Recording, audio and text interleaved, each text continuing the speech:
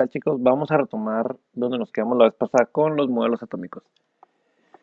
Estábamos viendo el modelo atómico del señor John Dalton. Bueno, no el modelo atómico, sino que el señor propuso unos postulados para, bueno, postulados en los que se basaron científicos posteriores para poder establecer modelos propios de lo que ellos consideraban que era el átomo.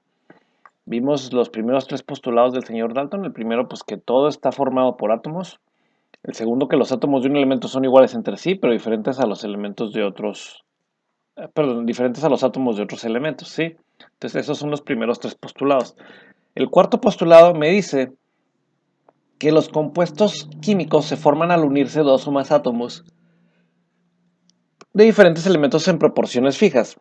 Vamos a tener, por ejemplo, el agua. El agua es el resultado de la unión de dos elementos distintos, pero en proporciones fijas, con número de átomos distinto de cada uno de los elementos que participan en ella. Por ejemplo, el agua es H2O. Esto quiere decir que hay dos átomos de hidrógeno y un átomo de oxígeno. Y siempre va a tener la misma fórmula, ¿sí? Por eso son proporciones fijas. Si yo le agrego un oxígeno extra, pues ya se trata de otro compuesto. No puedo yo mover las proporciones sin que se transforme la materia en otro tipo de materia o que se transforme nuestro compuesto en otro compuesto, ¿sí? Número 5. Los átomos se combinan para formar compuestos en proporciones definidas, 1 a 1, 2 a 1, 2 a 2, etc. Pero siempre en números enteros. Nunca va a ser números fraccionarios. Por ejemplo, no va a ser uno de un elemento y medio átomo de otro elemento. No, es 1 a 1, o 2 a 1, o 2 a 2, o 2 a 3, pero siempre en números enteros, ¿sí? No trabajamos con mitades de átomos, con tercios de átomos o con fracciones de átomos. Siempre son números enteros, ¿sí? Y luego, el número 6, los átomos de dos elementos se pueden combinar en proporciones diferentes para formar compuestos diferentes. Este punto se parece mucho al postulado 4, ¿sí? Compuestos se unen para formar, bueno, los compuestos químicos se forman al unirse dos o más átomos de diferentes elementos en proporciones fijas, pero yo puedo tener los mismos elementos unidos en diferente proporción y tener, por ende, diferentes compuestos. Un ejemplo muy común es el del dióxido de carbono, el CO2. Yo tengo un átomo de carbono y voy a tener dos átomos de oxígeno. Déjenme ver si puedo escribir tantito, ¿sí? Yo voy a tener el CO2. Ahí disculpen los números, ¿sí? Pero si yo cambio la proporción de estos elementos, aquí yo tengo 2 de oxígeno contra 1 de carbono, pero yo puedo tener simple y sencillamente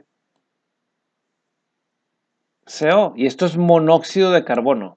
Dióxido de carbono y monóxido de carbono. Yo tengo dos sustancias diferentes, es decir, CO2 no es lo mismo que CO, son propiedades muy, muy distintas entre sí, pero están formados de los mismos elementos, carbono y oxígeno, carbono y oxígeno. Y lo que los hace diferente es la proporción de átomos que hay con referencia al otro elemento, ¿verdad? Aquí yo tengo 2 a 1 y acá tengo 1 a 1. Y así es sencillo. Eso es lo que me dicen los postulados de Dalton. Esto y lo demás que ya habíamos visto, ¿sí? Entonces, vamos a volver acá a usar el punterito láser. Y vamos al siguiente científico, el señor Eugene Goldstein. El señor Eugene Goldstein, como dice aquí, no propuso de forma directa o de forma propia un modelo atómico, ¿sí? Él no dijo, el átomo tiene esta forma, el átomo tiene tales propiedades, no. Él dio aportes que ayudaron a los científicos siguientes también a formular un modelo atómico propio, ¿sí? Lo que descubrió el señor Goldstein, que por desgracia no se pudo tomar el crédito directo de su descubrimiento, es que el átomo sí se divide. Recordemos que la palabra átomo quiere decir indivisible, pero el señor Goldstein lo logró en algo que llamamos tubo de rayos catódico. Tubo de rayos catódicos, ¿sí? Este bulbo que vemos aquí, que parece un foco gigante, es un tubo que está con un vacío parcial. Y el tubo tiene dos electrodos, un electrodo positivo y un electrodo negativo. El electrodo negativo se llama cátodo, con C de casa, cátodo. Y el electrodo positivo se llama ánodo, ¿sí? Cátodo y ánodo. Cátodo, ánodo. Entonces los rayos catódicos se llaman así porque salen del cátodo hacia el ánodo. O sea, tienen un sentido, tienen una dirección. El señor este Goldstein tuvo un tubo que tenía un vacío parcial.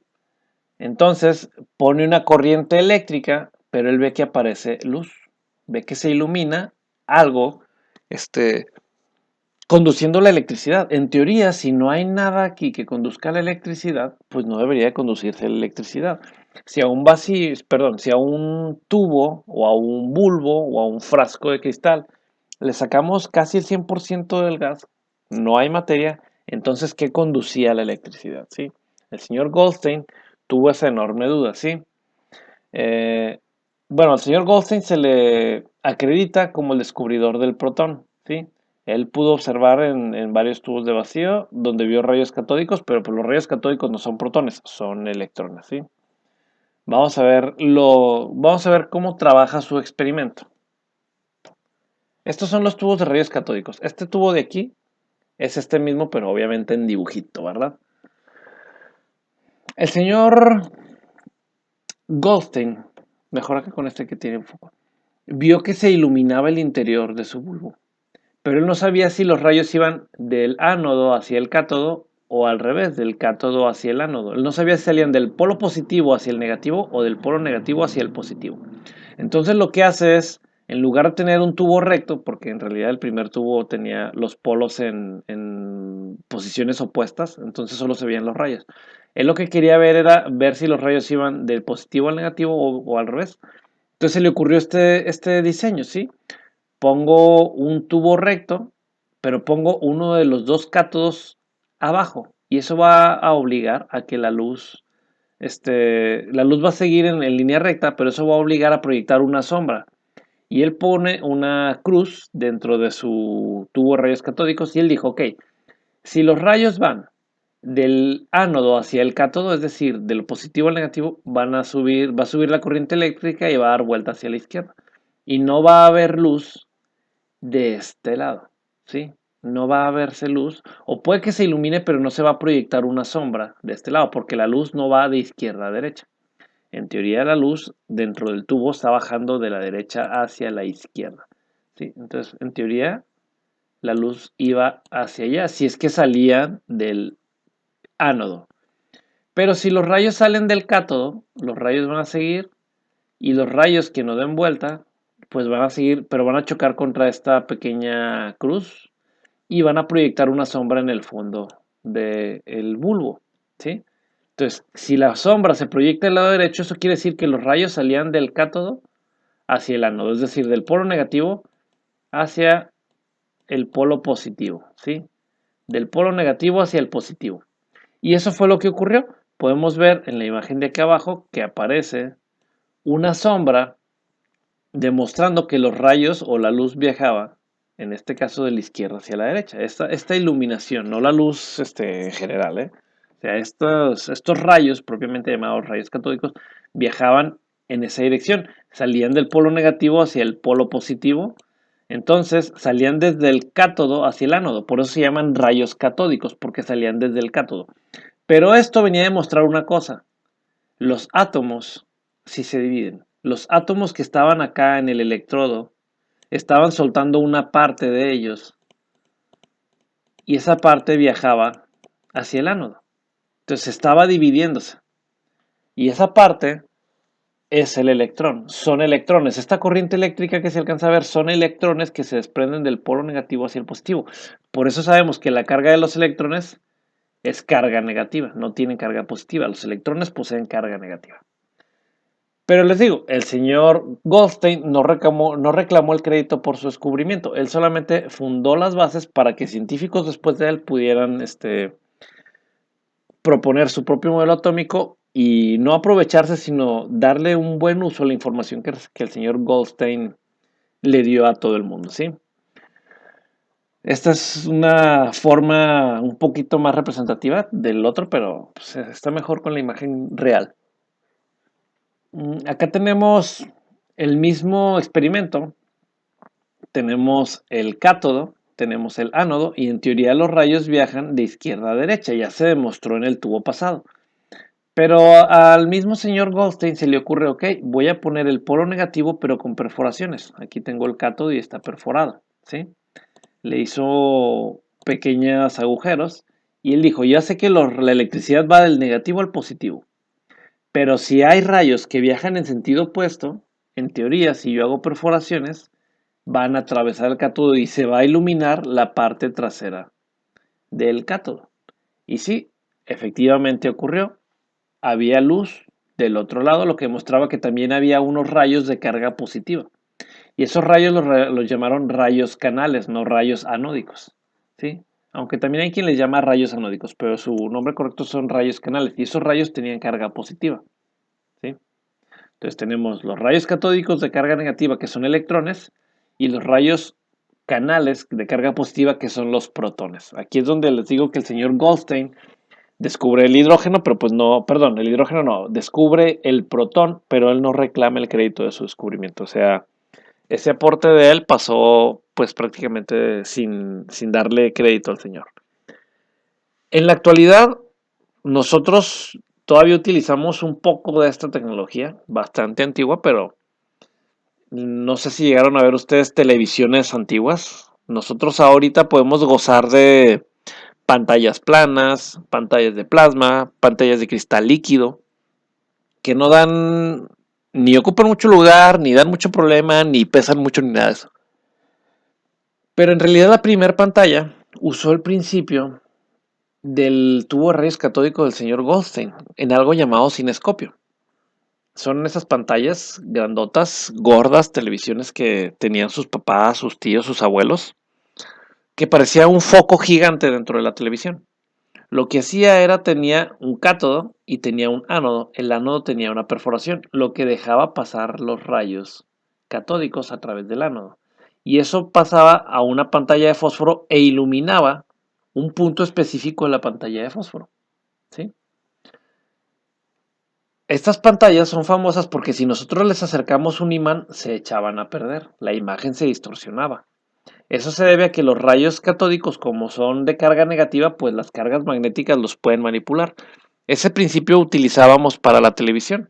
Disparábamos los rayos catódicos, atravesaban el ánodo porque estaba perforado y teníamos unos condensadores. Estos condensadores utilizaban cargas electromagnéticas para desviar la luz a puntos específicos en la pantalla y poder proyectar una imagen en la pantalla. Nosotros veíamos una imagen. Y cuando apagamos la pantalla, la imagen se concentraba en el centro, se veía como un puntito chiquito que se apagaba. Entonces, hagan de cuenta que esto solo disparaba un rayo, no disparaba mucho. Entonces, era como una impresora. Lo disparaba tan rápido y a varias partes de la pantalla que iba como haciendo una imagen. O sea, como imprimiendo una imagen, pero a una velocidad que no podíamos apreciar. O sea, el ojo humano no se da cuenta. El ojo humano ve la imagen como una película o lo que quiera, pero no veía cómo se iluminaba parte por parte. Entonces, este es el principio gracias al que nació la televisión. O sea, gracias a esto existe la televisión. Obviamente esto fue revolucionándose y les digo, ya tiene más o menos unos 15 años que está empezándose a dejar en desuso, o si no es que un poquito más, y ya cambiamos a otro tipo de tecnología de imágenes. Pues bueno, el señor Thomson, este pequeño aquí, genera uno de los modelos atómicos más famosos de la historia, ¿sí? Para él, para el señor Thomson, el átomo tenía esta figura, ¿sí? Entonces leemos. Es una teoría sobre la estructura atómica propuesta en 1904 por Thomson, quien descubrió el electrón en 1897, ¿sí? Antes que el protón y el neutrón. Entonces el señor Thomson descubre el electrón utilizando los tubos de rayos catódicos, aquí están atrás, que propuso el señor Goldstein, ¿sí?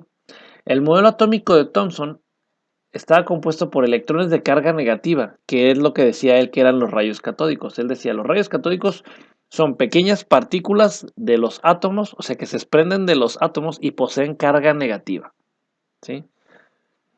Pero están incrustados en el átomo de carga positiva, ¿sí? Entonces él decía que el átomo era sólido y que tenía carga positiva, por eso esta cruz grandota aquí atrás. Y atorados ahí adentro, incrustados, tanto en la superficie como adentro, estaban los electrones, que son cargas negativas. Entonces él decía, el electrón es como un pudín de pasas, como un keki con nueces. Se hagan de cuenta que es el keki y estos de aquí son los electrones. Y están incrustados así por fuera, pero si yo lo